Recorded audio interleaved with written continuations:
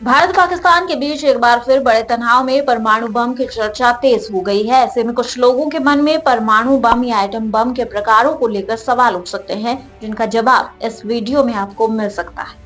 तो विनाशकारी हथियारों की दौड़ में बड़ी क्रांति तब आई जब अमेरिका ने पहली बार एटम बम या अणु बम का आविष्कार किया। इस हथियार से जापान के हिरोशिमा नागासाकी में हुई तबाही ने पूरी दुनिया को चौंका दिया था। हालांकि यह इन विनाशकारी हथियारों की महज एक शुरुआत थी।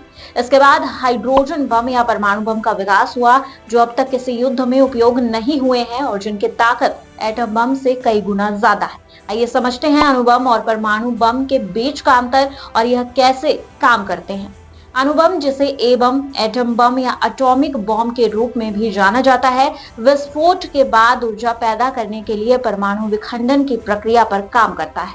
इस प्रक्रिया में एक परमाणु का नाभिक छोटे भागों में विभाजित हो जाता है, जो आमतौर पर मुक्त न्यूट्रॉन और फोटॉन का उत्पादन करता है और भारी मात्रा में ऊर्जा जारी करता है। परमाणु बमों के इस्तेमाल के सबसे चर्चित उदाहरण 1945 में हिरोशिमा और नागासाकी पर गिराए गए बम हैं। एटम यानी अणु बम मैनहट्टन परियोजना के तहत दूसरे विश्व युद्ध के दौरान विकसित किया गया।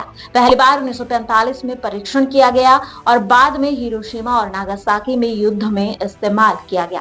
अब बात करते हैं न्यूक्लियर यानी परमाणु बम की, जो कि शीत युद्ध के दौरान विकसित किया गया, जब राष्ट्र अधिक शक्तिशाली हथियारों की तलाश में थे। पहला थर्मोन्यूक्लियर बम परीक्षण हाइड्रोजन बम आईवी माइक 1952 में संयुक्त राज्य अमेरिका की ओर से किया गया था। सोवियत संघ ने 1961 में जार बॉम्बा का परीक्षण किया, जो अब तक विस्फोट किया गया सबसे शक्तिशाली बम था। बात करें अगर परमाणु विखंडन की, तो यूरेनियम 235 या प्लूटोनियम 239 जैसे भारी समस्थानिक विखंडन से गुजरते हैं।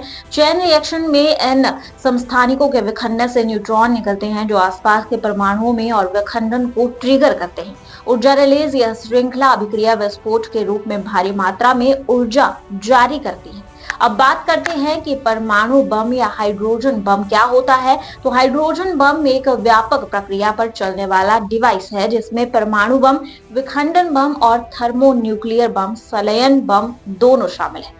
थर्मोन्यूक्लियर बम, जिन्हें हाइड्रोजन बम या एच बम के रूप में भी जाना जाता है, परमाणु संलयन का उपयोग करते हैं, जहां हल्के परमाणु नाभिक मिलकर भारी नाभिक बनाते हैं, जिससे ऊर्जा निकलती है। अब समझते हैं न्यूक्लियर बम की वर्किंग के बारे में, यह कैसे काम करता है। न्यूक्लियर फ्यूजन में ड्यूटेरियम और ट्रिटियम जैसे हाइड्रोजन समस्थानिक अत्यधिक दबाव और तापमान में एक साथ जुड़ जाते हैं। चरणबद्ध प्रक्रिया में परमाणु बम या थर्मोन्यूक्लियर डिवाइस, जिसे हाइड्रोजन बम भी कहते हैं, इसके फटने में आमतौर पर 2 चरणों की प्रक्रिया शामिल होती है, जहां विखंडन न्यूक्लियर फ्यूजन प्रक्रिया को ट्रिगर करता है। बात करें रिलीज ऑफ एनर्जी की, तो न्यूक्लियर फ्यूजन की तुलना में और भी अधिक ऊर्जा जारी करता है, जिसके परिणाम स्वरूप काफी अधिक शक्तिशाली विस्फोट होता है।